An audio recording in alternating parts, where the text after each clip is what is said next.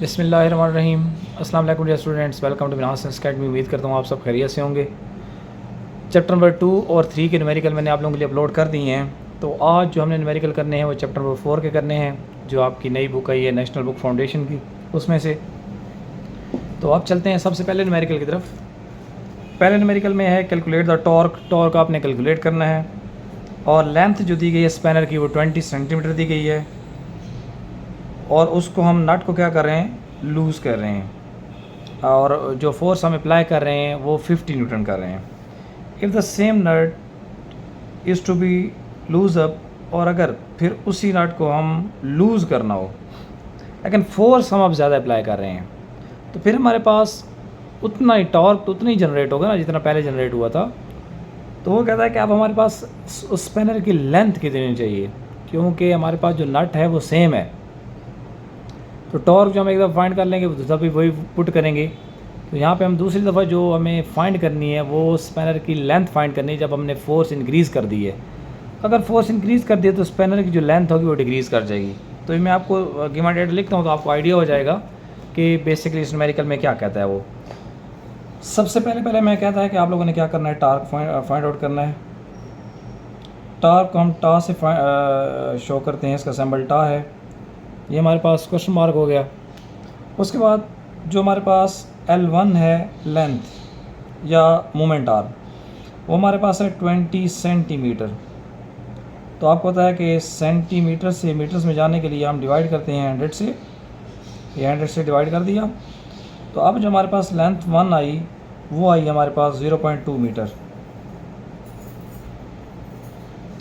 अच्छा जी, अब यहाँ पे मैं जो फोर्स दी गई है F1, पहली दफ़ा जो हमने टॉर्क जनरेट करा है उसकी वजह से जो फोर्स दी गई है उसके लिए वो 50 न्यूटन दी गई है। और जो हमारे पास F2 है, जब दूसरी दफ़ा उसको हमने लूज़ किया तो वो फोर्स हमें दी गई है 100 न्यूटन। तो वो कहता है कि आपने सेकंड मोमेंट आर्म क्या करनी है, फाइंड करनी है। L2 हमने फाइंड करना है। यहाँ पे आप दो फार्मूले लगा सकते हैं, clockwise movements is equal to anti clock movements. लेकिन यहाँ पे बेसिकली वो बात कर रहा है कि सिर्फ़ और सिर्फ लूज़ करने की। तो यहाँ पे हमारे पास सिर्फ़ और सिर्फ हमारे पास आ जाएगा एंटी क्लॉक मूवमेंट्स। तो इससे बेहतर है कि आप डायरेक्ट इसको ना करें, आप इसको पहले टॉर्क फाइंड करें, फिर उसके दोबारा टॉर्क का फार्मूला लगा के आप मोमेंट आर्म फाइंड करें। तो अब एज़ वी नो दैट, जैसा कि हमारे पास टॉर्क का फार्मूला है, torque is equal to F multiply by L। अब यहाँ पे आप F1 कर दें, L1 कर दें, तो हमारे पास जो F1 है वो है 50 मल्टीप्लाई बाय 0.2। तो इन दोनों को जब आप मल्टीप्लाई करेंगे तो आपका जो आंसर आएगा वो आएगा 10।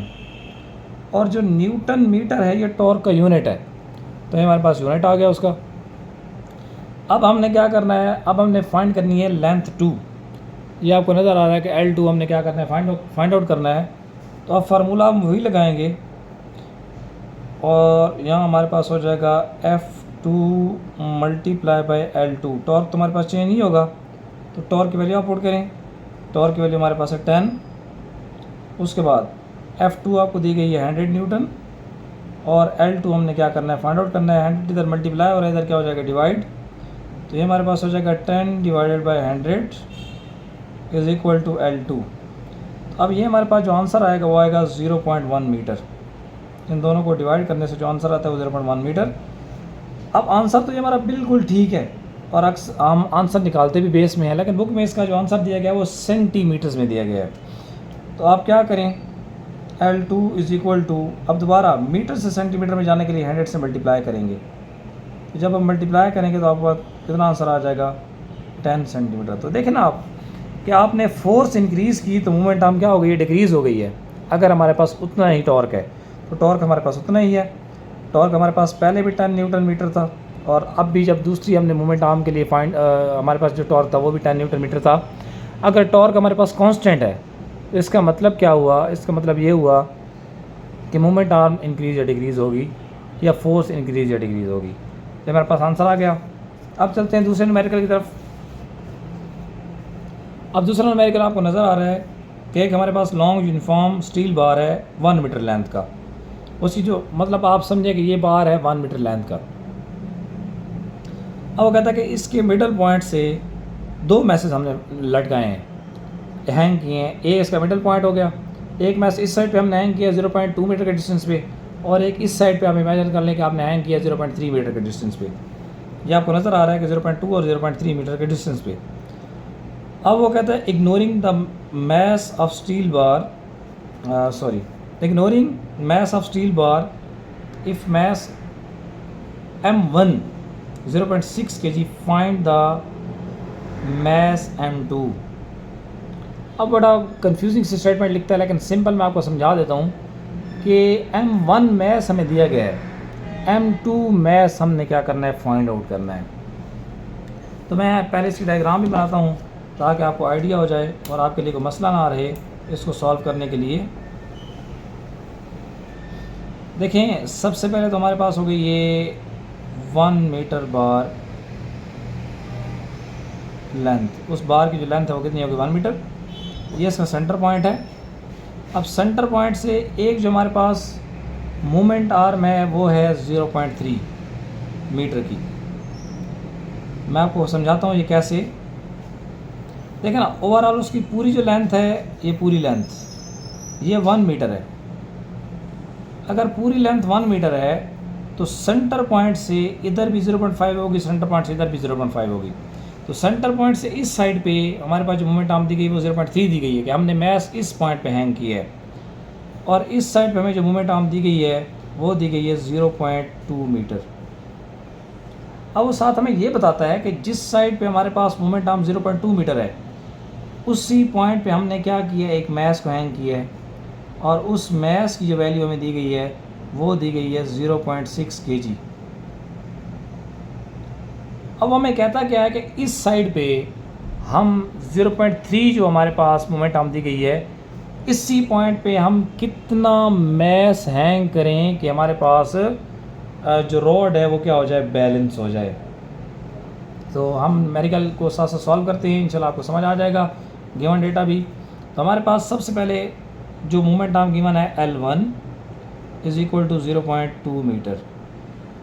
उसके बाद हमारे पास मोमेंट आर्म गिवन है L2 0.3 मीटर। उसके बाद आपको जो गिवन है M1 मैस 0.6 kg। तो हमने क्या करना है, M2 मैस फाइंड आउट करना है। क्वेश्चन मार्क हो गया। अब हमें फार्मूला पता है प्रिंसिपल ऑफ मोमेंट्स।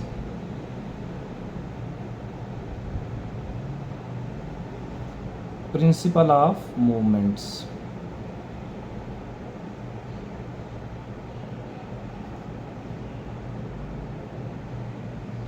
अब according to principle of moments clockwise moments is equal to anti clockwise moments. ये हमारे पास प्रिंसिपल ऑफ मोमेंट्स का फार्मूला है कि हमारे पास जो क्लॉकवाइज मोमेंट्स होती हैं वो क्या होती हैं, एंटी क्लॉकवाइज मोमेंट्स के इक्वल होती हैं। तो मैंने इक्वल कर दिया। क्लॉकवाइज मोमेंट्स और एंटी क्लॉकवाइज मोमेंट्स का क्या मतलब है कि हमारे पास जो क्लॉकवाइज टॉर्क है, टॉर्क 1, वो इक्वल है एंटी क्लॉकवाइज टॉर्क के, यानी टॉर्क 2। अब इसका टॉर्क की वैल्यू फार्मूला पुट करते हैं, F1 multiply by L1 is equal to F2 multiply by L2। अब यहाँ पे आप देखें तो आपको फोर्स नहीं गिवन डायरेक्ट, यहाँ पर आपको मैस गिवन है। तो एज वी नो दैट, जैसा कि हमें पता है, मैं फार्मूला लिख रहा हूँ, F is equal to W and W is equal to mg। कि हमारे पास जो F है वो वेट की इक्वल है और वेट जो है वो mg की इक्वल है। इसका क्या मतलब है कि आप F की जगह डायरेक्ट mg पुट कर सकते हैं। तो ये हमारे पास आ जाएगा m1g multiply by L1 is equal to m2g multiply by L2। अब देखें मल्टीप्लाई में है तो g और g क्या हो जाएंगे, कैंसिल। ये हमारे पास g और ये g क्या हो गया, कैंसिल। अब देखिए आप इस साइड पे हमारे पास बच गया m1 मल्टीप्लाई बाय L1। हमने फाइंड करना है यहाँ पे m2, L2 में गिवन है तो ये इधर मल्टीप्लाई हो रहा है, इधर डिवाइड हो जाएगा। तो ये हमारे पास हो जाएगा L2 is equal to m2। अब वैल्यूज पुट करें, 0.6 मल्टीप्लाई बाय 0.2 डिवाइडेड बाय 0.3, क्योंकि L2 हमारे पास 0.3 है, m2 इन दोनों का मल्टीप्लाई करें तो हमारे पास जो आंसर आता है वो आता है 0.12 divided by 0.3 is equal to m2। तो इन दोनों को जब आप डिवाइड करेंगे तो m2 का जो आंसर आएगा हमारे पास वो आएगा 0.4 और मैस का यूनिट क्या है हमारे पास, किलोग्राम। तो हमारे पास आंसर आ गया 0.4 kg। आई होप सो कि ये जो हमारे पास न्यूमेरिकल नंबर 2 था ये आपको समझ आ गया होगा। अब चलते हैं न्यूमेरिकल नंबर 3 की तरफ, इम्पॉर्टेंट और लेंथी। तो ऐसे न्यूमेरिकल आपके लॉन्ग में आ सकते हैं, ये आपने इस बात का भी ध्यान रखना है कि जो न्यूमेरिकल नंबर 3 है इस किस्म के न्यूमेरिकल आपके लॉन्ग में आ सकते हैं। तो मैं इसको डायग्राम इधर से आपको शो करवाऊँगा, सॉल्व कर दूँगा, ताकि आपको फर्दर कोई आगे हमें डायग्राम ना बनानी पड़े और वीडियो थोड़ी इतनी लेंथी ना हो। सबसे पहले अगर आप देखें 2 मैसेज 250 ग्राम एंड 100 ग्राम, ये हमारे पास 250 ग्राम का मैस है, ये हमारे पास 100 ग्राम का मैस है। ये 2 मैसेज हैं, ये हैंग किए गए हैं।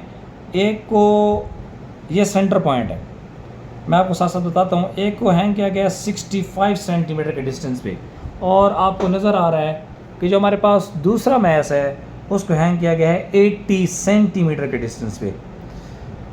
उसके बाद वो कहता है ऑन अब इनकी इस बुक में बहुत ज़्यादा मिस्टेक्स हैं, मुझे समझ नहीं आती कि पता नहीं इन्होंने क्या लिखा है। On a uniform metre rod, एक ऑन लिखा हुआ है, on a uniform metre rod. अच्छा, अब वो कहता है कि जो पीवेट है उसका वो पिवटेड है सेंटर, और सेंटर उसका कौन सा है, 50 सेंटीमीटर उसने सेंटर माना है। 100 सेंटीमीटर तो लाजमी बात है, सेंटर क्या होगा 50 centimetre. Where should be the third mass of 400 gram. अच्छा देखें, इन मैसेज में और इस मैस में क्या फ़र्क है कि ये हैंग आपको नज़र आ रहे हैं कि ये हैंग हुए हैं, और ये हैंग नहीं हुआ, ये प्लेस्ड है नीचे ज़मीन पे। अब वो कहता है कि ये मैस हम यहाँ से उठा के कहाँ प्लेस करें कि हमारे पास ये बैलेंस हो जाए रॉड। ये आपको नज़र आ रहा है रॉड क्या हो जाए, बैलेंस। तो हमने रॉड को बैलेंस करना है, और ये जो तीसरा मैस है इसको हमने कहीं पे हैंग करना है। तो वो बेसिकली हमने वो पॉइंट कि हमने कहाँ पे हैंग करना है, और फिर हमने इसकी मूवमेंट आर्म भी फाइंड करनी है कि हमारा जो इतनी मूवमेंट आर्म होगी तो ये रॉड क्या हो जाएगा, बैलेंस हो जाएगा। तो ये 2 चीज़ें आपने फाइंड करनी है, एक वो पॉइंट जिस पॉइंट पे आपने क्या करना है, हैंग करना है इसको, और दूसरा फिर जब वो पॉइंट फाइंड आउट हो जाएगा फिर हम इसकी मूवमेंट आर्म भी फाइंड कर लेंगे। तो यह मैं न्यूमेरिकल करता हूँ तो इंशाल्लाह आपको समझ आ जाएगा। सबसे पहले हमें दिया गया है मैस M1। तो मैस M1 जो हमें दिया गया है वो दिया गया है 250 ग्राम। तो आपको पता है 250 डिवाइडेड बाय 1000, तो ये हमारे पास आ जाएगा 0.25 kg। ये ग्राम से किलोग्राम में हम आ गए। अब M2 मैस वो हमें दिया गया था 100 ग्राम। तो आपको पता है 100 डिवाइडेड बाय 1000 से डिवाइड क्यों कर रहे हैं, क्योंकि 1 किलोग्राम में 1000 ग्राम होते हैं। तो ये हमारे पास आ जाएगा 0.1 किलोग्राम। अब जो चौथा मैस जो ज़मीन पे पड़ा था उसके लिए हमने वो जगह फाइंड करनी है कि जहाँ पे हमने उसको हैंग करना है और फिर मूवमेंट आर्म फाइंड करनी है। वो मैस है हमारे पास 400 ग्राम का। तो ये हमारे पास है 400 डिवाइडेड बाय 1000, तो ये हमारे पास हो जाएगा 0.4 kg। अच्छा, अब फर्दर हमारे पास जो मूवमेंट आर्म दी गई है L1 वो आपको दी गई है 65। L1 65 सेंटीमीटर की पोजीशन पे हैंग किया गया। तो मूवमेंट आर्म कितनी होगी, फिर थोड़ा गौर से देखते हैं हम इसको। देखें, जो मैस हैंग किया गया वो 65 सेंटीमीटर के डिस्टेंस पे हैंग किया गया है। तो सेंटर पॉइंट से इसका जो डिस्टेंस बनता है वो हमें मूवमेंट आर्म होती है। देखें ना, एक्सिस ऑफ रोटेशन, ये एक्सिस ऑफ रोटेशन है। मूवमेंट आर्म होती है एक्सिस ऑफ रोटेशन से line of action of force तक का डिस्टेंस। एक्सिस ऑफ रोटेशन से line of action of force के जिस पॉइंट पे force in the form of weight, वो मैं आपको आगे समझाता हूँ। mg हम पुट करेंगे तो आपको समझ आ जाएगा कि ये बेसिकली वेट है कि उसके ऊपर ग्रेविटी एक्ट कर रही है। मैस है, ग्रेविटी एक्ट कर रही है, तो ओवरऑल हमारे पास वेट बनेगा। तो ये हमारे पास वेट को हम फोर्स लेते हैं। तो line of action of force और एक्सिस ऑफ रोटेशन का जो डिस्टेंस होता है उसको हम कहते हैं मूवमेंट आर्म। अब इसकी मूवमेंट आर्म हम कैसे निकालेंगे, तो 65 माइनस 50, तो ये हमारे पास आ जाएगा 15 सेंटीमीटर। इसको हम कन्वर्ट करेंगे मीटर्स में, डिवाइडेड बाय 100, तो ये हमारे पास हो जाएगा 0.15 मीटर। अब L2 के लिए भी सेम यही कंडीशन होगी कि हमारे पास जो दूसरा मैस है वो 80 सेंटीमीटर के डिस्टेंस पे है। तो अब ये मोमेंट आर्म होगी एक्सल रोटेशन से लेके line of action of force तक। तो अब ये 80 माइनस 50, तो ये हमारे पास आ जाएगा 80 minus 50 is equal to 30 centimetre. 30 divided by 100 is equal to 0.3 metre. अब वो हमने बेसिकली जो L3 है मोमेंट आर्म वो फाइंड आउट करनी है। तो अब फार्मूला वही है हमारे पास, according to principle of moments. Principle of moments के अकॉर्डिंग जो हमारे पास फार्मूला है, तो आपको पता है कि clockwise movements is equal to anti clockwise movement. Short form में लिख रहा हूँ, clockwise movements is equal to anti clockwise movements. Please आपने फीडबैक ज़रूर देना है कमेंट्स में, वीडियो को लाइक ज़रूर करना है, आप चैनल पे नए हैं चैनल को सब्सक्राइब ज़रूर करना है, मेरी आपसे रिक्वेस्ट है। हैंड राइटिंग पे नहीं जाना, इंशाल्लाह बाकी आपको कमी नहीं रहेगी समझ आने की। बस हैंड राइटिंग तो अब नेचुरल है, मैं कोशिश कर रहा हूँ इसको ठीक करने की। तो बाकी आपने समझ पे रहना है कि आपको समझ आ रही नहीं आ रही, वो इंशाल्लाह आपको आएगी, ज़रूर आएगी। अच्छा, अब क्लॉकवाइज मूवमेंट्स। अब मैं आपको एक और चीज़ यहाँ पे क्लियर करते चलूँ। ये हैं क्लॉकवाइज मूवमेंट्स इस साइड पे। क्लॉकवाइज मूवमेंट्स में हमारे पास दो टॉर्क हैं, क्योंकि हमारे पास दो फोर्सेज एक्ट कर रही हैं। और जो एंटी क्लॉक मूवमेंट्स हैं वहाँ पे हमारे पास एक टॉर्क है, क्योंकि यहाँ हमारे पास एक सिंगल फोर्स एक्ट कर रही है ड्यू टू मैस। तो इसलिए हमारे पास क्या हो जाएगा, इस साइड पे हम लेंगे torque 1 plus torque 2 is equal to torque 3। इसका जो साइन है वो टॉ होता है। अच्छा जी, F multiply by L1 plus F2 multiply by L2 is equal to F3 multiply by L3। अब देखें, अभी मैंने आपको बताया जैसा कि फार्मूला था हमारे पास, as we know that F is equal to W and W is equal to mg। कि जो फोर्स है, जो वेट है वो फोर्स है, जो वेट है वो फोर्स है। तो ये हम F is equal to W and W is equal to mg। अब जहाँ जहाँ आपको वो F नज़र आ रहा है वहाँ आप क्या पुट कर दें, mg multiply by L1 plus m2g multiply by L2 और m3g मल्टीप्लाई बाय L3। अब आप देखें, आपको पता है कि मैथमेटिक्स का ये रूल है कि बीच में प्लस हो या माइनस हो तो आप कैंसलेशन नहीं कर सकते। तो अब g को कैंसिल आउट करने के लिए हम g कॉमन ले लेंगे। g कॉमन हो गया, अंदर क्या बच जाएगा, m1 multiply by L1 plus m2 multiply by L2, क्योंकि g दोनों में से क्या ले लिया हमने common, is equal to m3g multiply by L3। अब आप देखें कि जो g इस साइड पे हमारे पास है वो मल्टीप्लाई में आ गया, तो ये g और ये g क्या हो जाएंगे, कैंसिल। अब आप देखें कि इस साइड पे हमारे पास जो बच गया m1 multiply by L1 plus m2 multiply by L2। अब देखें m3 तो है हमारे पास मैस, ये आपको गिवन है, सॉरी m2 मैंने लिखा था, m3 ये आपको गिवन है 0.4 kg।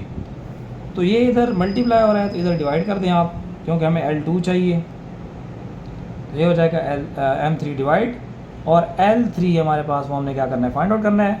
अब नेक्स्ट स्टेप में हम इसकी वैल्यूज पुट करेंगे। तो वैल्यूज़ हमारे पास हैं L3 is equal to 0.25 multiply by L1, और L1 है हमारे पास 0.15 plus 0.1 m2 mass multiply by जो L2 है हमारे पास वो है 0.3 डिवाइडेड बाय हमारे पास हो जाएगा 0.4। अब अगर आप देखें L3 इज़ इक्वल टू, इन दोनों को जब आप मल्टीप्लाई करेंगे आपका जो आंसर आएगा वो आएगा 0.0375 प्लस इन दोनों को जब आप मल्टीप्लाई करेंगे आपके पास जो आंसर आएगा वो आएगा 0.03 डिवाइडेड बाय 0.4। अब ऊपर वालों को आप ऐड करें तो ऐड करने के बाद आपके पास जो आंसर आएगा वो आएगा 0.0675 और डिवाइड बाय आपके पास क्या हो जाएगा 0.4। इन दोनों को आप डिवाइड करें, डिवाइड करने के बाद आपका जो आंसर आएगा वो आएगा 0.168 और ये आ जाएगा मीटर। अच्छा, अब हम इस जितने भी केस को डिस्कस कर रहे हैं उसमें हमारे पास यूनिट दिया गया है वो सेंटीमीटर आपको नज़र आ रहा है, ये देखें सेंटीमीटर। तो इसको भी आप पहले कन्वर्ट करें सेंटीमीटर्स में, तो आपको पता है कि मीटर से सेंटीमीटर में जाने के लिए मल्टीप्लाई करते हैं 100 से, 0.168 मल्टीप्लाई बाय 100, तो ये आपके पास आंसर आ जाएगा 16.8 सेंटीमीटर। अब ये याद रखिएगा ये वो मोमेंट आर्म नहीं है, ये वो पॉइंट है कि जहाँ पे आपने इसको क्या करना है, हैंग करना है। ये यहाँ पे कहीं 15 के बाद ये 15 है तो ये हमारे पास कहीं 16 है, तो ये वो पॉइंट है जहाँ पे आपने इसको हैंग करना है। अब मोमेंट आर्म क्या होगी, एक्स रोटेशन से line of action of force तक, तो ये आप माइनस कर लें तो L3 हमारे पास क्या होगा, L3 हमारे पास होगा 50 माइनस 16.8, तो ये हमारे पास हो जाएगा 33.2 सेंटीमीटर। आई होप सो इंशाल्लाह कि आपको ज़रूर समझ आया होगा, पूरे आपके कंसेप्ट भी क्लियर हुए होंगे। अब चलते हैं न्यूमेरिकल नंबर 4 की तरफ। इम्पॉर्टेंट न्यूमेरिकल है ये भी। अब इसमें वो मैं क्या कहता है, इसमें मैं ये कहता है कि एक कार है जिसका वेट है 1200 kg। अब देखें वेट की बात कर रहा है लेकिन यूनिट उसने मैस का लगाया हुआ है, तो उसका क्या मतलब है कि हमें मैस गिवन है 1200 kg। अब वो कहता है कि उस कार का जो डायमीटर है वो 60 मीटर है। अब ये डायमीटर दिया गया, ये भी आपने याद रखना है, और उसकी जो स्पीड है वो 25 किलोमीटर पर आवर है। तो वो कहता है कि वो कार जो सर्कल में मूव कर रही है तो उसके ऊपर जो सेंट्रीपिटल फोर्स है वो आपने क्या करनी है, फाइंड आउट करनी है। सेंट्रीपिटल फोर्स हमने क्या करनी है, फाइंड आउट करनी है। तो आप आई होप्स हो कि आपको न्यूमेरिकल समझ आ गया होगा। तो गिवन डेटा मैं लिखूंगा तो इंशाल्लाह आपको आइडिया हो जाएगा कि ये न्यूमेरिकल फर्दर कैसे सॉल्व होता है। तो सबसे पहले हमारे पास जो गिवन है वो मैस है। तो मैस हमें क्यों पता चला, क्योंकि वैल्यू के साथ जो यूनिट है वो केजी है, तो केजी मैस का यूनिट होता है। उसके बाद डायमीटर को आप डी से शो करते हैं, वो हमारे पास है 60। अच्छा, ये अच्छी बात है कि हमें जो डायमीटर दिया गया वो मीटर्स में दिया गया, तो ये आप करें 60 डिवाइडेड बाय 2। अच्छा, ये आप 60 डिवाइड बाई 2 क्यों किया है, क्योंकि हमें रेडियस चाहिए। वो रेडियस क्यों चाहिए वो मैं आपको आगे बताता हूँ। तो हमारे पास कितना आ जाएगा 30 मीटर, तो रेडियस आ गया हमारे पास 30 मीटर। अब आगे जो हमें चीज़ गिवन है, वैल्यू गिवन है गिवन डेटा में, वो है स्पीड 25 किलोमीटर पर आवर।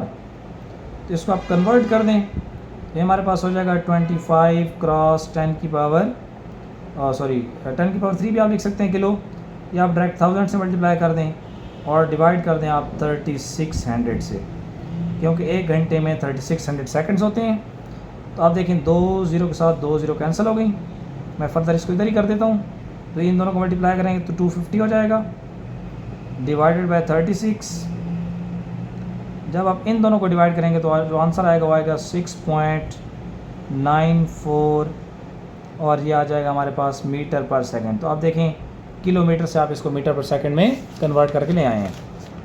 अब चलते हैं हम आगे कि हमें फाइंड क्या करनी है। तो हमें फाइंड करनी है सेंट्रीपिटल फोर्स FC।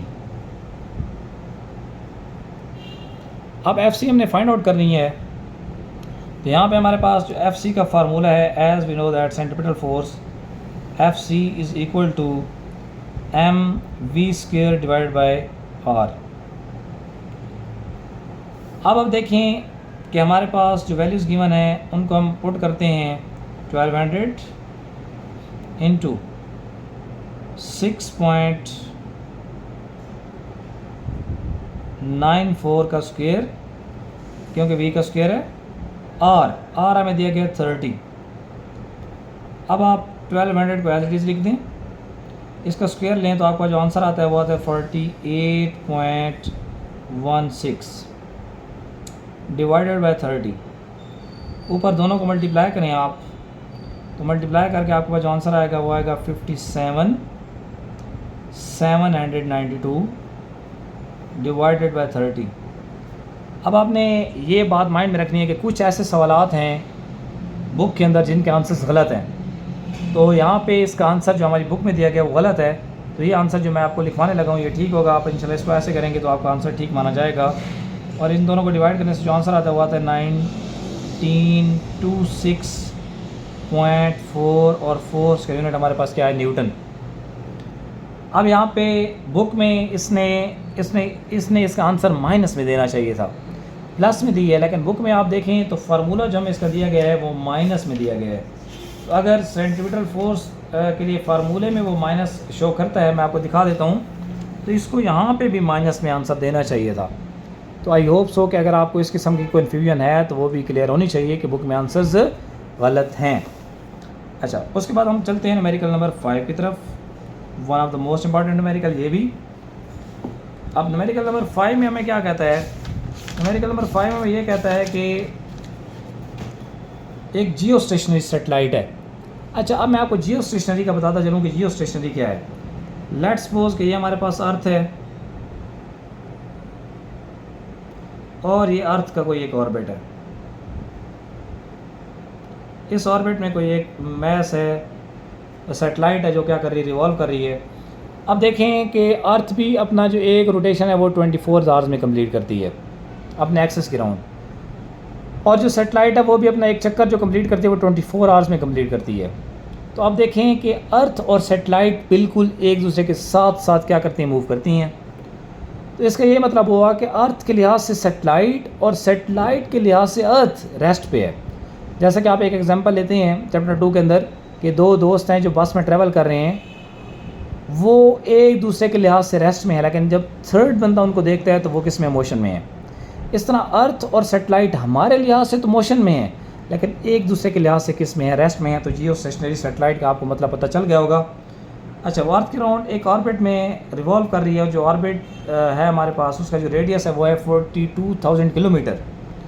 वो कहता है कि आपने ऑर्बिटल स्पीड फाइंड करनी है, उस हाइट पे ऑर्बिटल स्पीड कितनी होगी। तो ये न्यूमेरिकल इसलिए थोड़ा बच्चों को कंफ्यूज करता है क्योंकि इसमें गिवन डेटा में कुछ भी नहीं है सिवाय रेडियस के। तो हम आपको प्रोवाइड करके देते हैं सब कुछ। तो रेडियस हमें दिया गया है 42,000 किलोमीटर, 42,000 मल्टीप्लाई बाय 1000, क्योंकि किलोमीटर से मीटर में चले गए तो 1000 आपको पता है किलो 10 की पावर 3 है, 10 की पावर 3000 की इक्वल है, तो हमने डायरेक्ट लिख दिया। तो ये हमारे पास आ जाएगा 4230 ये और 30 आप ये लगा दें, तो ये हमारे पास आ जाएगा मीटर्स में डायमीटर रेडियस। अब उसके बाद हमने जो फाइंड करनी है ऑर्बिटल स्पीड फाइंड करनी है वो हमें यही कहता है, लेकिन यहाँ पे हमें टाइम की रिक्वायरमेंट होगी। अब जो टाइम की रिक्वायरमेंट है वो हम कैसे करेंगे, अभी मैंने आपको बताया कि जो सेटेलाइट है वो अपना एक चक्कर 24 आवर्स में कंप्लीट करती है। इसका मतलब है कि टाइम पीरियड हमें गिवन है और वो हमारे पास है 24 आवर्स। अब आपको पता है कि 24 आवर्स हैं, हर घंटे में कितने मिनट हैं 60, और हर मिनट में कितने सेकंड्स हैं 60। तो हम सेकंड्स में लेके जा रहे हैं, तो हमारे पास जब सेकंड्स इसको लेके जाएंगे तो 86,400 सेकंड्स ये आ गया। अब हमने यहाँ से क्या फाइंड करनी है, ऑर्बिटल स्पीड। तो ये हमारे पास हो जाएगा V0 is equal to 2πr, ये आपकी बुक में फार्मूला दिया गया है, divided by t। I hope so कि आपके टीचर्स ने आपको ये चीज़ें करवाई होंगी। V0 is equal to 2, pi constant है 3.14 और इसकी जो वैल्यू है वो है 4260, 1 2 3 4 5 6, सॉरी अगर आपको नज़र ना आए ब्रैकेट मैंने क्लोज कर दिया 60 लगा के, और डिवाइड बाय हमारे पास क्या हो जाएगा 86,400। तो ये 2 0 यहाँ से इन 2 0 के साथ क्या हो जाएंगे, कैंसिल। तो अब हमारे पास इन दोनों तीनों को जब हम मल्टीप्लाई करेंगे तो हमारे पास जो आंसर आएगा वो आएगा 2,637,600 और डिवाइडेड बाय 864।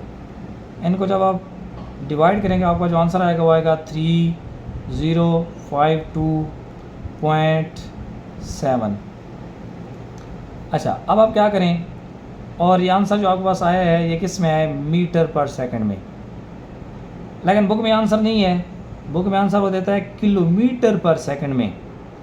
तो आप क्या करें, किलो की पावर जो किलो की जो वैल्यू होती है 10 की पावर 3 होती है, तो आप पॉइंट को 3 टाइम्स मूव करवाएं, 1 2 3, तो हमारे पास आ जाएगा 3.052 किलोमीटर पर सेकंड। किलोमीटर पर आवर में नहीं गया, अगर किलोमीटर पर आवर में ज़्यादा तो फिर कंडीशन हमारे लिए चेंज होती। तो ये न्यूमेरिकल 5 सॉल्व हो गए इस चैप्टर के। आई होप सो आपको अच्छी तरह समझ आए होंगे। प्लीज़ वीडियो को लाइक ज़रूर करना है, चैनल को सब्सक्राइब ज़रूर करना है, और आपके लिए हम गेस्ट भी प्रोवाइड करते हैं, तो उनके लिए भी आप हमारे चैनल को फॉलो करें। इंशाल्लाह और भी अपडेट्स हम देते रहते हैं। इंस्टा अकाउंट भी आपको मिल जाएगा बायो में, डिस्क्रिप्शन में, तो वहाँ से आप मुझे रब्ता भी कर सकते हैं। अगर आपको कोई मसला परेशानी है, कोई आपका सवाल है एजुकेशन से रिलेटेड, या किसी किस्म का आपको मसला परेशानी है, तो इंशाल्लाह हम आपकी ज़रूर हेल्प करेंगे। मैं उम्मीद करता हूँ आज की वीडियो आपको अच्छी लगी लाइक कर दें, और हमारे चैनल को ज़रूर सब्सक्राइब करें ताकि अगली वाली हम अपडेट्स और लेक्चर्स आप तक बर वक्त पहुँच सके। अपना बहुत ज़्यादा ख्याल रखें, मुझे दुआ में याद रखें। शुक्रिया, अल्लाह हाफ़िज़।